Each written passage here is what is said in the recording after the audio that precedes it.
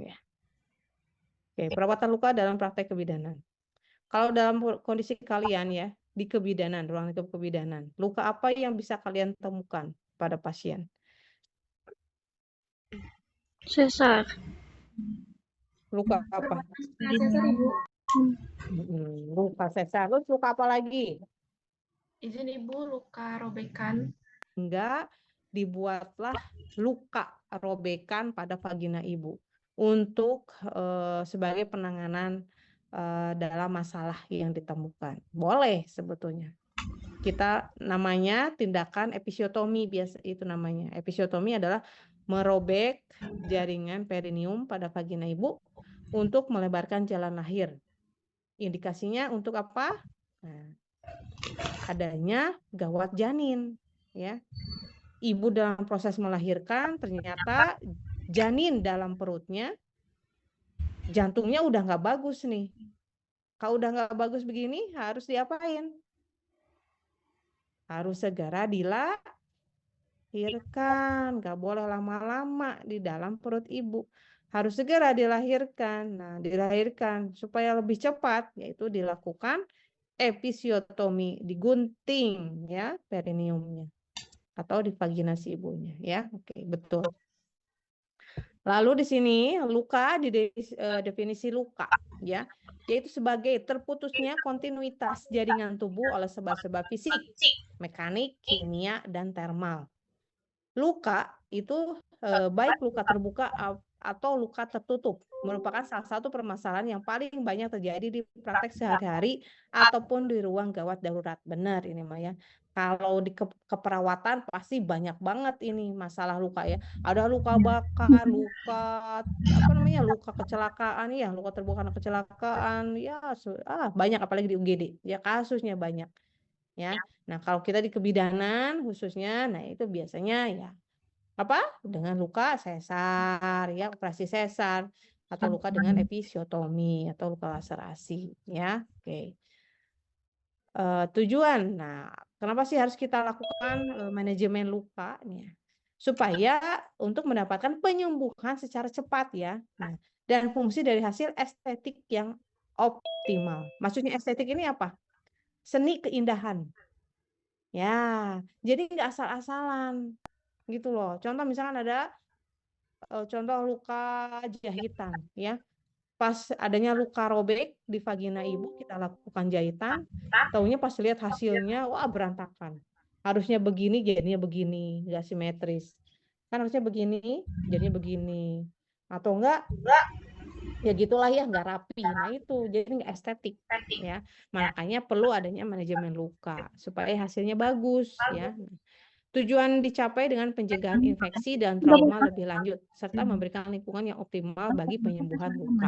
Yang paling utama itu adalah pencegahan infeksi, supaya tidak adanya kuman atau mikroorganisme yang masuk ke dalam tubuh atau ke dalam luka.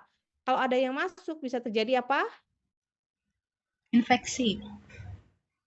Iya gak sih? Infeksi apa? Infeksi, betul. Oke. Nah, ini adalah keterlambatan penyembuhan luka dapat diakibatkan oleh penata laksanaan luka yang kurang tepat seperti ini. Kadang kita menemukan kasus di mana luka operasinya itu lama banget penyembuhannya, ya, lebih dari seminggu, ya, atau si ibunya masih merasa sakit dan sebagainya. Jadi lama penyembuhannya. Nah, itu bisa jadi karena pertama tidak mengidentifikasi masalah pasien yang dapat mengganggu penyembuhan luka. Misalnya apa? Nggak diidentifikasi terlebih dahulu bahwa ternyata si ibu punya penyakit DM misalkan. Yang kita ketahui, kalau penyakit DM, bagaimana kalau ada luka dia? Penyembuhannya akanlah lama. Nah, itu ya. Lalu tidak melakukan penilaian luka atau wound assessment secara tepat. Ya. Pemilihan dan penggunaan larutan antiseptik yang kurang tepat. Penggunaan antibiotik topikal dan ramuan obat perawatan luka yang kurang tepat. Teknik balutan atau dressing kurang tepat sehingga balutan menjadi kurang efektif atau justru menghalangi penyembuhan luka. Pemilihan produk perawatan luka kurang sesuai dengan kebutuhan pasien atau justru berbahaya. tidak dapat memilih program penatasan yang sesuai dengan kebutuhan pasien dan kondisi luka, dan tidak mengevaluasi efektivitas manajemen luka yang diberikan. Nah, ini salah satunya ya. Jadi dari obat juga bisa sebetulnya yang menghambat penyembuhan luka, misalkan obatnya yang kurang tepat ya, atau enggak dari teknik membalutnya enggak tepat. Nih, itu salah satunya sehingga kita perlu dikaji ya ketika kita menemukan kasus pasien penyembuhan lukanya lama. Nah, silakan dianalisis oleh kalian ya dari 8 topik tersebut. Oke. Ini efek luka ya. Hilangnya seluruh atau sebagian fungsi organ, respons stres simpatis, pendarahan dan pembekuan darah, kontaminasi bakteri dan kematian sel. Nah, ini efek dari luka yang ditimbulkan ya. Nah, yang paling berbahaya itu adalah sampai adanya hilangnya seluruh atau sebagian fungsi organ. Seperti kasus yang Amputasi. Orang yang diamputasi, pasien yang diamputasi itu awalnya dari apa dia biasanya? Hanya dari luka biasanya. Luka karena apa? Luka karena dia gunting kuku. Hal yang kecil sebetulnya. Ada luka dia ketika dia gunting kuku ada luka. Nah, ternyata si pasiennya dia punya diabetes mellitus sehingga penyembuhannya menjadi lama. Nah, lalu menyebar infeksi dan akhirnya harus diamputasi. Banyak kejadian seperti ini, ya. Nah, atau bahkan juga ada yang mengalami stres ya, atau jadinya pendarahan. Banyak ini. Lalu kontaminasi bakteri dan kematian sel. Kematian sel ini berbahaya juga ya. Kalau selnya mati, artinya lukanya nggak akan sembuh-sembuh. Nekrosis. Nekrosis itu yaitu selnya itu mati dia, ya. Nggak bisa nggak bisa melakukan penyembuhan luka, nggak bisa. Si selnya karena selnya udah mati. Bisa ini lagi Ya, nah ini efek dari luka. Sehingga perlu bagi kita seorang bidan dalam melakukan manajemen luka pada pasien, khususnya pasien dengan masalah di kebidanan. Nih, jenis-jenis luka. Jenis-jenis luka ini itu dibagi menjadi 5 golongan ya. Jenis luka berdasarkan sifat, jenis luka berdasarkan penyebab, jenis luka berdasarkan tingkat kontaminasi, jenis luka berdasarkan kedalaman dan luasnya luka, dan jenis luka berdasarkan waktu penyembuhan luka. Ya, oke. Sekarang yang pertama, jenis luka berdasarkan sifat kejadian. Dia itu ada 2 menurut sifat kejadian. Ada luka yang disengaja, juga ada luka tidak disengaja. Kalau luka disengaja, yaitu adalah luka karena radiasi atau bedah. Ya, nah, betul. Ini disengaja kan ya. Nah, operasi sesar itu kan pembedahan, ya, disengaja. Lalu radiasi, betul, ya. Efek radiasi itu sebetulnya luka ya. Nah, radiasi tahu kan radiasi X-ray, Bunsen, nah itu kan radiasi, ya. Nah, itu sebetulnya luka yang disengaja. Kalau luka tidak disengaja, itu luka karena trauma. Dibagi menjadi 2, luka tertutup dan luka terbuka. Kalau luka tertutup itu adalah jaringan yang ada pada permukaan tidak rusak, ya. Artinya jaringannya nggak rusak, jadi tertutup bisa. Contohnya keseleo, terkilir, patah tulang dan sebagainya. Itu dikatakan luka tertutup ya.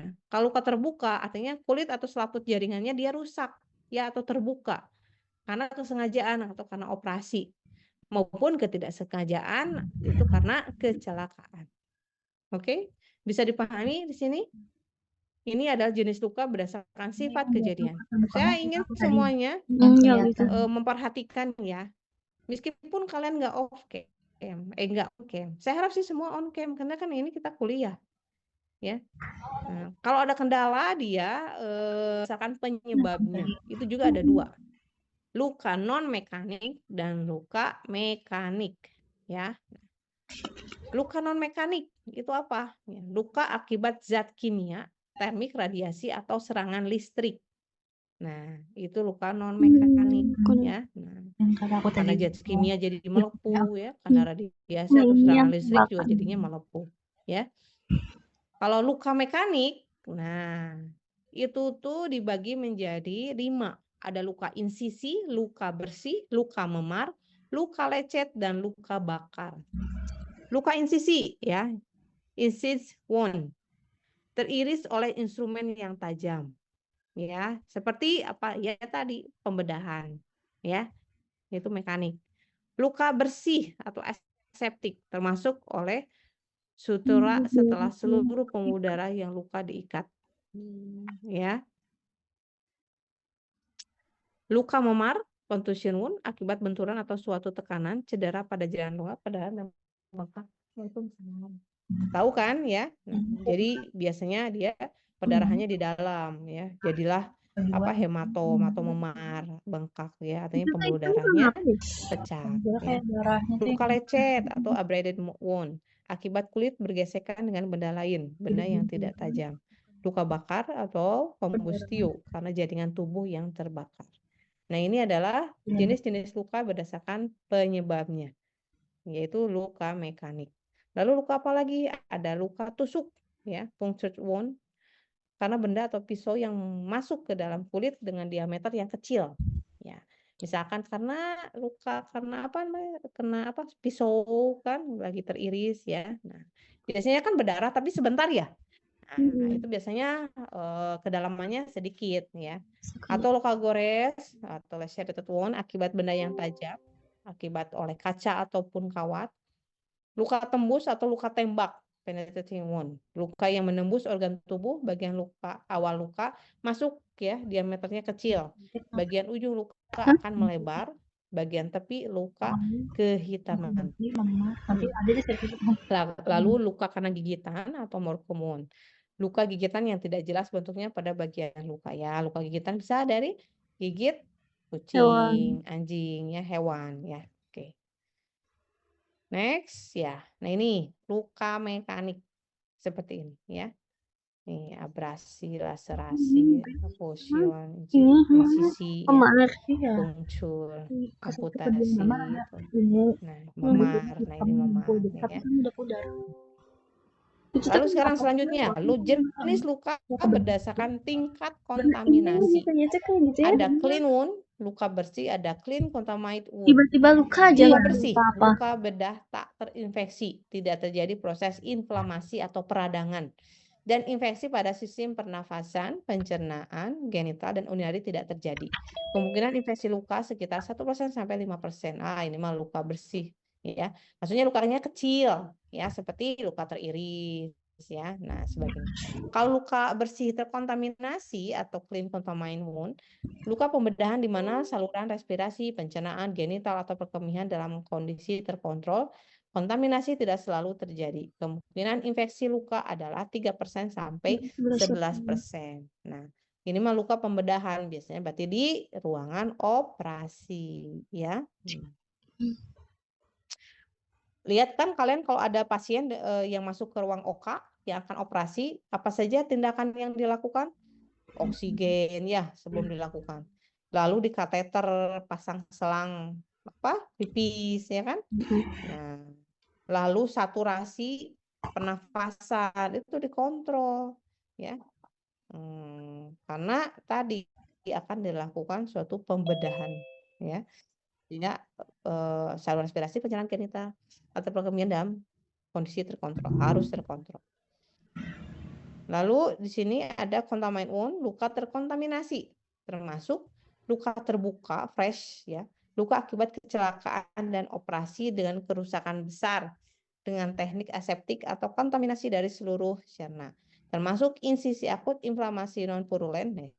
Kemungkinan infeksi luka 10% sampai 17% ya. Nah, ini mah berarti luka yang terkontaminasi ya.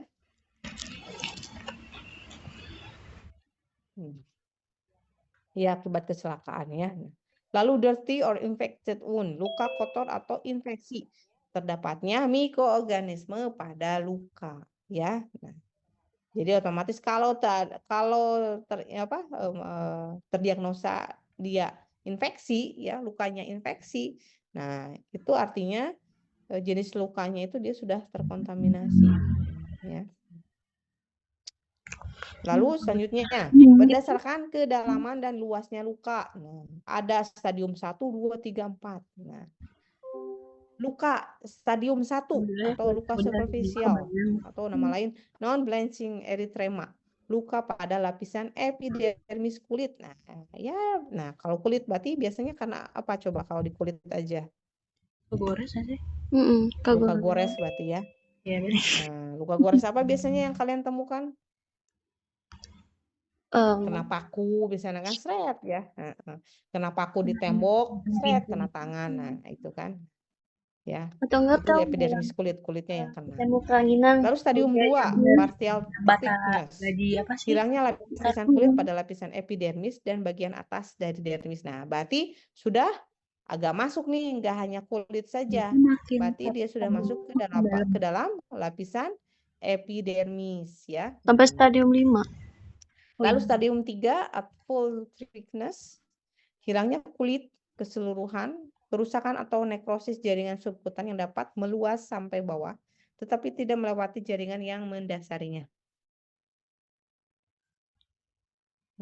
Ya, jadi di sini kalau stadium 3, wow, kulit udah kena nih, ya.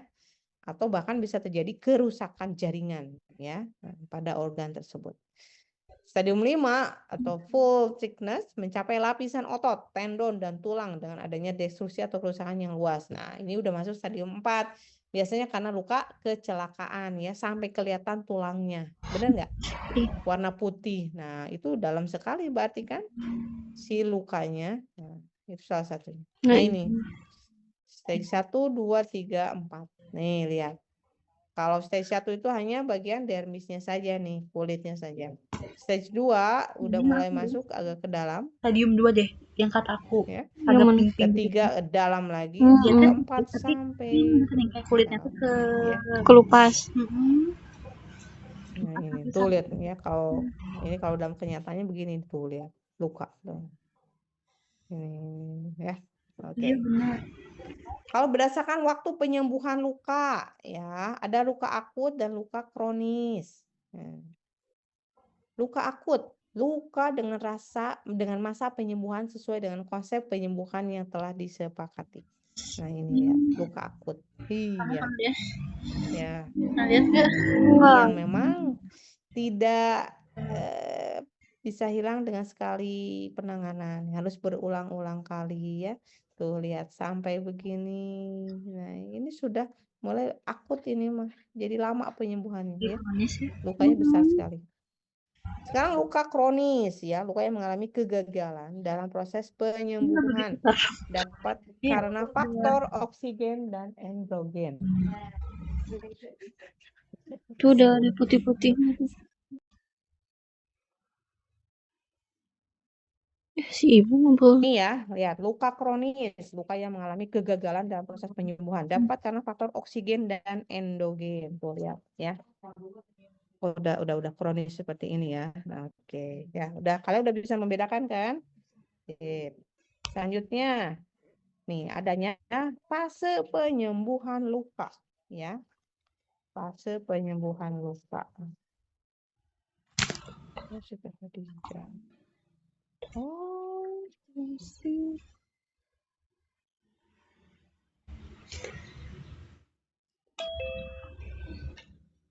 Ya Allah, ibu nggak bisa diem.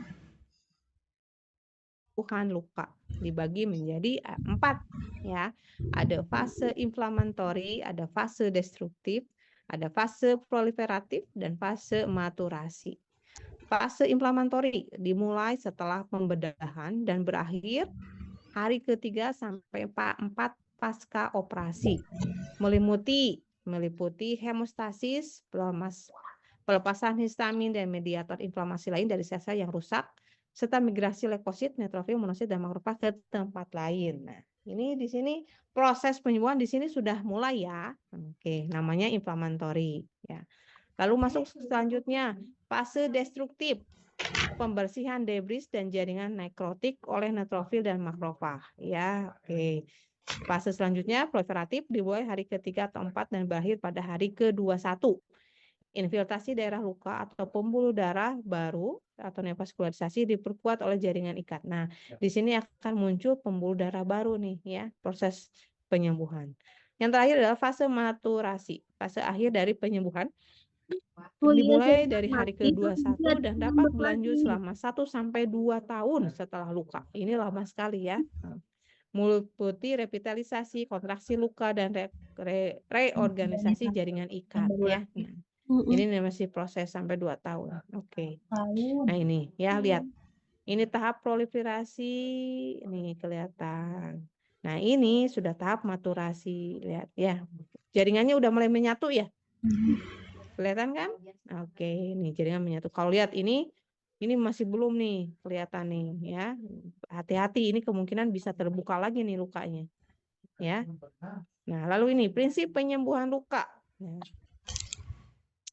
Luasnya kerusakan dan keadaan umum kesehatan pasien, nutrisi yang tetap dijaga, respon tubuh secara sistematik pada trauma, aliran darah ke dan dari jaringan yang luka, keutuhan kulit dan mukosa membran, penyembuhan normal ditingkatkan ketika luka bebas dari benda asing tubuh termasuk bakteri. Jadi maksudnya gini, kalau ingin si lukanya cepat sembuh, nah ya dia itu harus bisa apa ya, pasiennya nutrisinya harus dijaga ya, terus respon tubuhnya juga secara sistematik pada trauma ya. Lalu dilihat lagi juga kerusakan atau keadaan umum dari pasien tersebut ya, luas lukanya. Kalau lukanya luas itu kan kemungkinan akan lama ya. Nah, lalu keadaan umum kesehatan pasiennya. Kalau keadaan pasiennya semakin lemah, hati-hati, ini juga akan berpengaruh terhadap penyembuhan luka ya. Nah, seperti ini ya.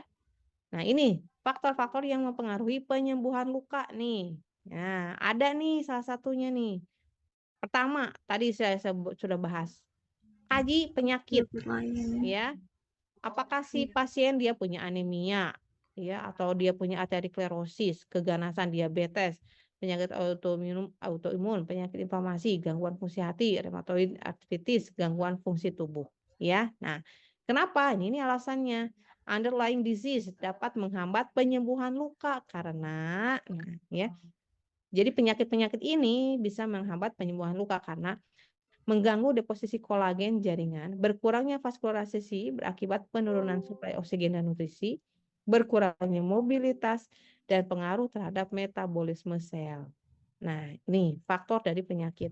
Yang kedua adalah infeksi. Respon host terhadap bakteri, reaksi inflamasi akan memperlambat penyembuhan luka. Umur dan komposisi tubuh. Kapasitas kulit untuk memperbaiki diri semakin menurun dengan bertambahnya usia, jelas ya. Jadi usia pasien semakin bertambah, nah itu berpengaruh terhadap dari elastisitas kulit ya, atau jaringan yang ada dalam tubuhnya, karena fungsinya akan semakin menurun, sehingga itu akan berpengaruh terhadap penyembuhan luka. Lalu status nutrisi. Nah, penyembuhan luka memerlukan nutrisi-nutrisi tertentu ya. Ya, karena kita tahu bahwa nutrisi itu dapat mempengaruhi penyembuhan luka. Merokok mengakibatkan vasokonstriksi sehingga suplai oksigen dan nutrisi ke daerah luka berkurang.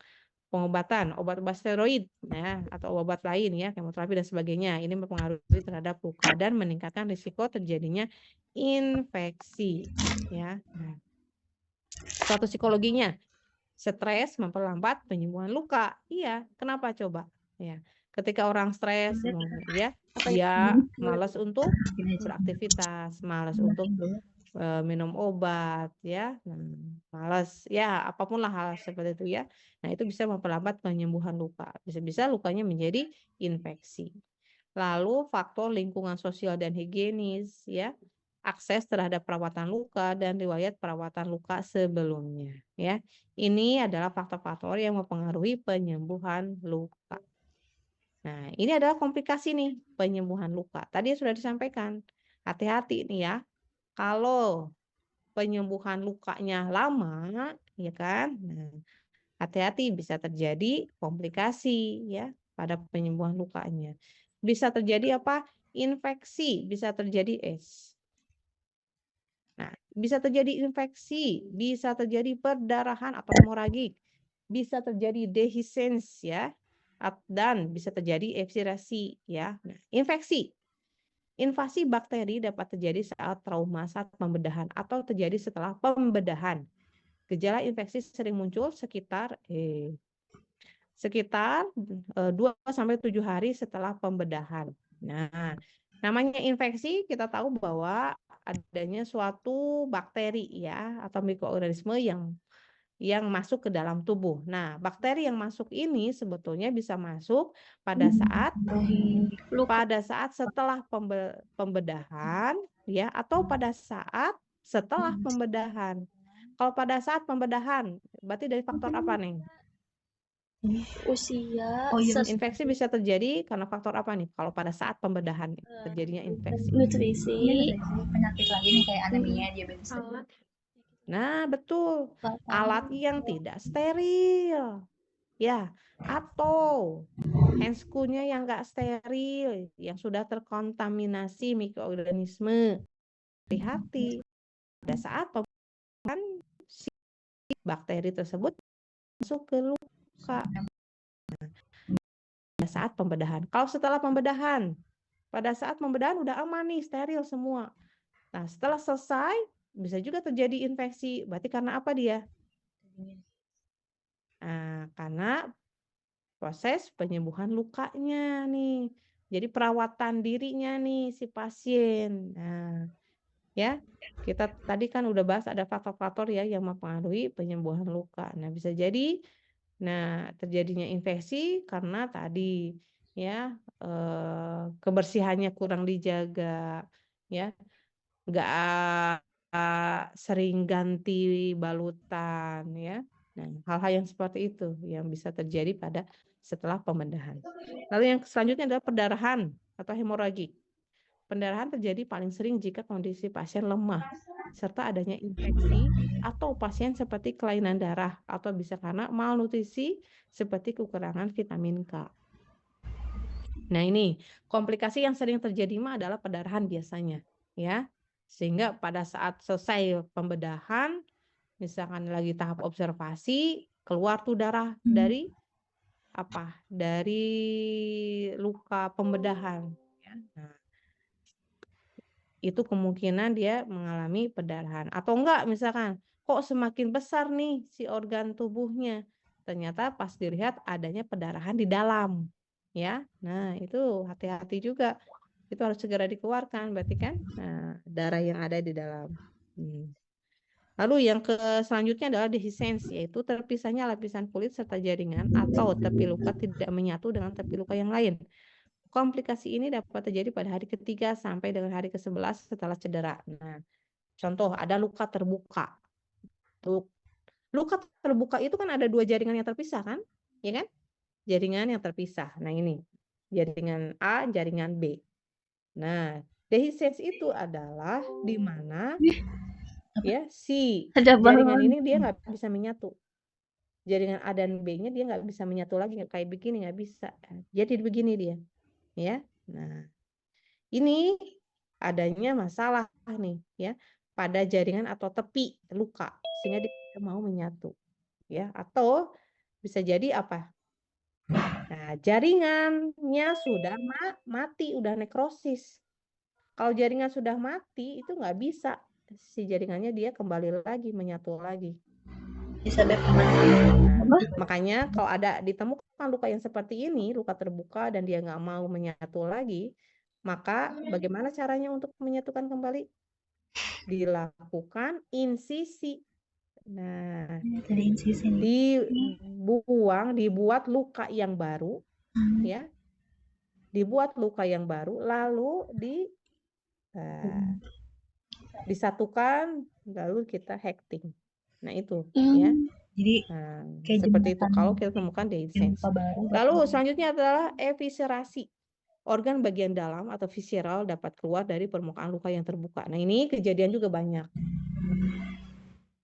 Contoh misalkan ada luka bekas jahitan pada perineum ibu, ya, pada vagina ibu.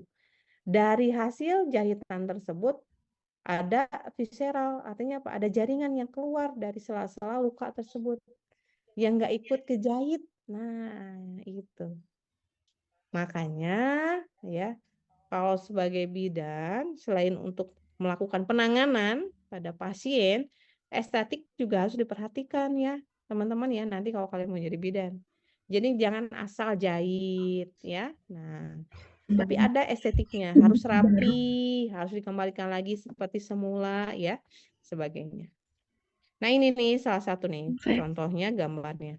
Ada infeksi nih ya. Lihat. Infeksi ada kemerahannya. Kelihatan kan inflamasi nih terjadi peradangan. Ya. Nah, peradangan. Nih, tuh lihat ini infeksi. Nah, ini dehiscence ya, terbuka lihat. Nggak bisa menyatu nih jaringan satu sama jaringan lainnya nggak bisa menyatu nih. Jadi dia terbuka begini nih. Nah, ini adalah fistula. Nah, ini fistula ya atau eviscerasi. Keluar nih ya, fistula bagian tubuhnya dia keluar dari luka. Nah, ya. Udah kelihatan bedanya ya. Kalau si dehiscence ini dia kalau dari pinggiran luka dia bersih sebetulnya. Ya. Nah, nggak ada timbul peradangan. Tapi ya itu tadi nih, jaringannya dia sudah mati, udah nekrosis. Jadi nggak bisa menyatu lagi. Oke. Nah, kalau di kebidanan, nah ini kita sudah masuk di luka kebidanan. Itu ada luka insisi dan ada luka gores atau laserasi. Luka insisi itu karena apa? Nah, SC ya, sesarea, masektomi, laparotomi, dan episiotomi. Ya. Kalau luka gores atau laserasi itu adalah luka vagina, perineum ya, dan luka pada uterus. Uterus itu apa? Rahim.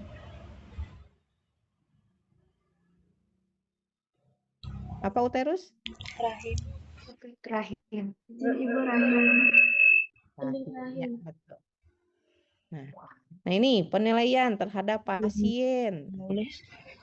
Tadi yang sudah dibahas kan? Nah, faktor-faktor yang mempengaruhi terhadap penyembuhan luka. Nah, perlu kita kaji kan? Nah, supaya kita tahu ya udah dalam proses penyembuhan luka pada pasien. Pertama adalah anamnesa ya. Nah, lalu pemeriksaan fisik ini sudah jelas. Anamnesa, nah untuk mengetahui apa tujuannya?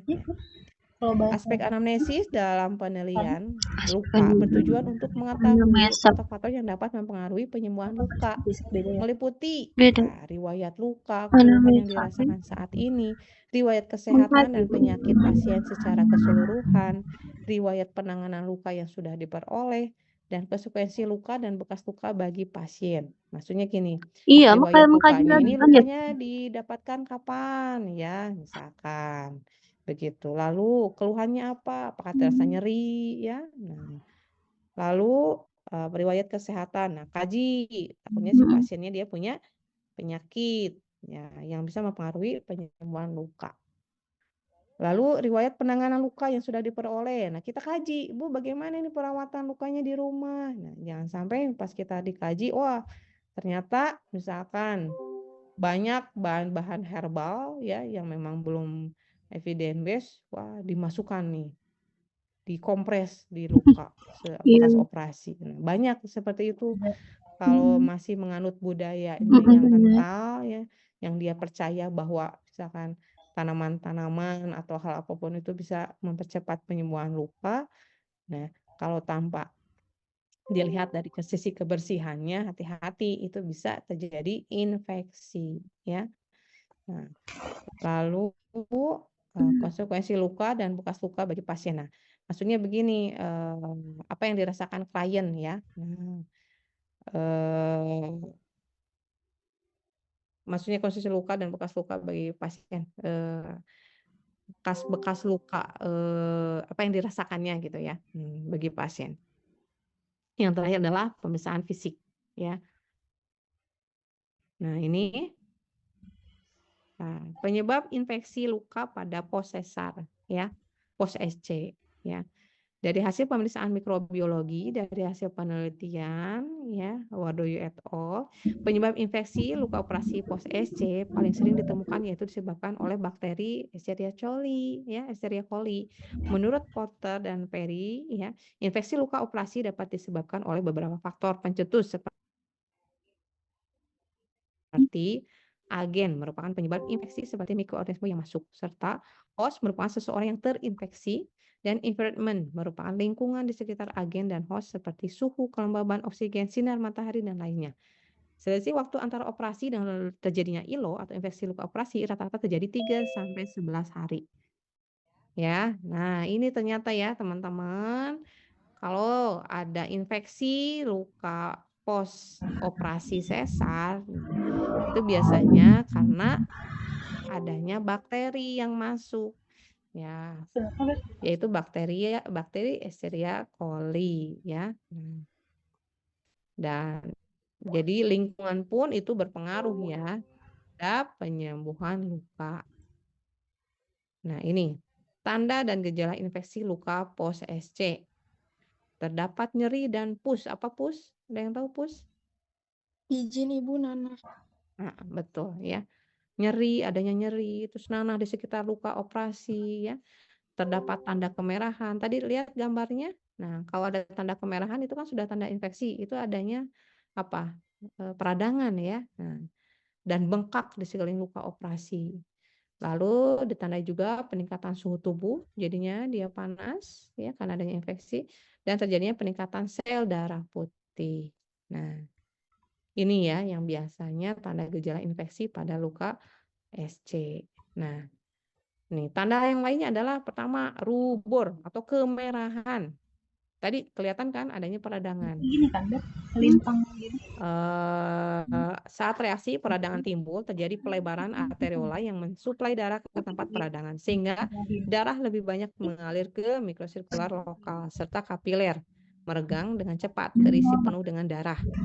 Keadaan yang seperti ini disebut hiperemia yang menyebabkan warna merah lokal karena peradangan akut. Lalu selanjutnya, tanda selanjutnya adalah kalor atau panas. Ya. Terjadinya bersamaan dengan kemerahan dari reaksi peradangan akut kalau disebabkan oleh sirkulasi darah yang meningkat. Sebab darah yang memiliki suhu 30 derajat Celcius akan disalurkan ke permukaan tubuh yang mengalami radang lebih banyak daripada ke daerah yang normal. Ya, biasanya tadi kalau kelihatan adanya infeksi, kemerahan, kalau kita pegang, daerah kemerahannya itu teraba panas ya. Oke, ya.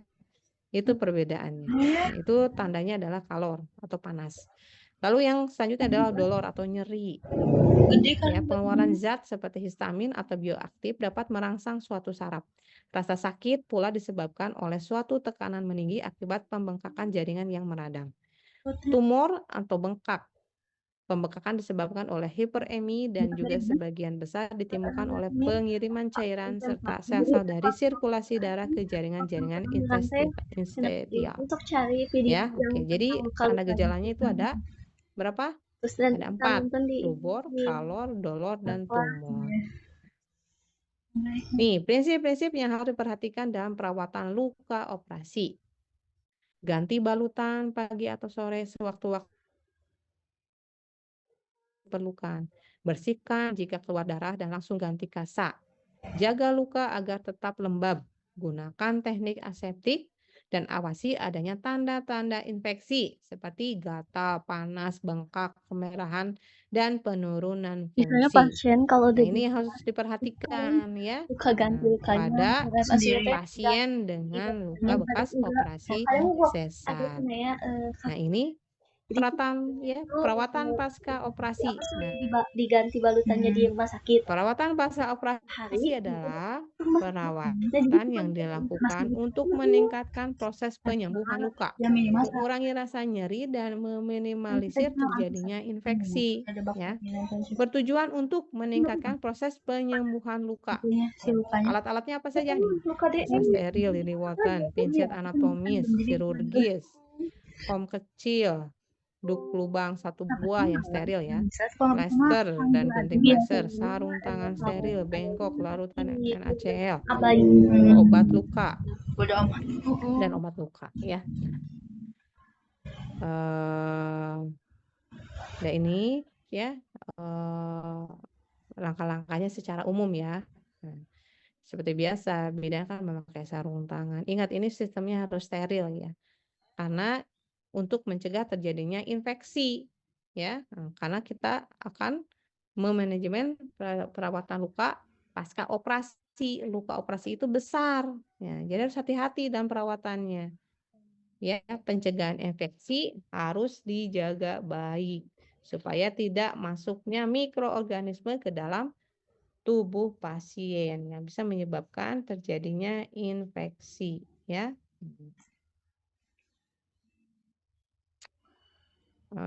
Oke, buka seperti biasa ya, pakai sarung tangan, lalu buka balutannya ya.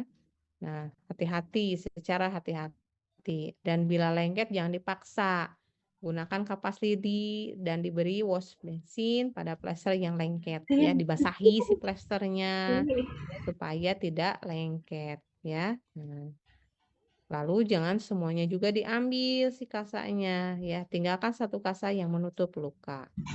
Lalu setelah itu desinfektan nih sekitar luka dengan kapas lidi yang diberi NaCl dengan arah dari dalam luka ke arah luar, proksimal atau dari arah proksimal ke distal, atau melingkar dengan radius 3 cm dari luka, lalu melepas sarung tangan. Iya, kenapa harus dilepas tangan? Karena takutnya sarung tangan kita terkontaminasi ya. Nah, baru setelahnya, kalau kita mau ganti balutan, pasti kalau di rumah sakit sudah disiapkan dressing set steril. Jadi memang sudah satu paket di situ ya untuk ganti balutan. Ya, udah satu paket, jadi nanti kita tinggal buka kemasannya. Itu steril ya. Lalu simpan di bak instrumen atau di tempat yang bersih ya. Lalu kita pakai sarung tangan steril. Nah, setelah itu baru kita angkat kasa yang tertinggal tadi dengan pinset chirurgis ya. Nah, kalau dia luka operasi ya, nah bersihkan dulu dengan NaCl sesuai dengan instruksi dokter ya, dengan menggunakan pinset ya dan kasa steril atau lidi kapas dengan cara memutar searah ke luka yang kotor ya. Jika kotor banget ya, baiknya NaCl-nya itu adalah disemprot ya, disemprot pakai spet ya. Nah, supaya betul-betul si kotorannya bisa kebuang ya. Dan diulang kali supaya dia si lukanya bersih. Yang kayak jarum. Yang buat jarum. Nah, kalaupun kita temukan adanya luka kotor, nah itu dibersihin sama bidan ya, pakai pinset mungkin ya. Nah, kalau kita temukan ada jaringan yang mati, ada jaringan yang ini loh, jaringan yang udah kering, tahu kan? Biasanya kalau kita ada luka, ada jaringan yang kering, nah itu dibersihin aja ya. Nah, lalu kalau dibutuhkan obat, ya kita bisa berikan obat sesuai dengan instruksi dokter ya. Lalu jangan lupa tutup lagi dengan kasa steril ya atau transparan dressing. Lalu bidan merapikan pasien, bersihkan alat, buang sampah ke kantong infeksius. Lakukan cuci tangan sebelum dan sesudah ya tadi ya, sebelum tindakan sesudah tindakan. Lalu jangan lupa untuk dokumentasi. Nah, ya dari sini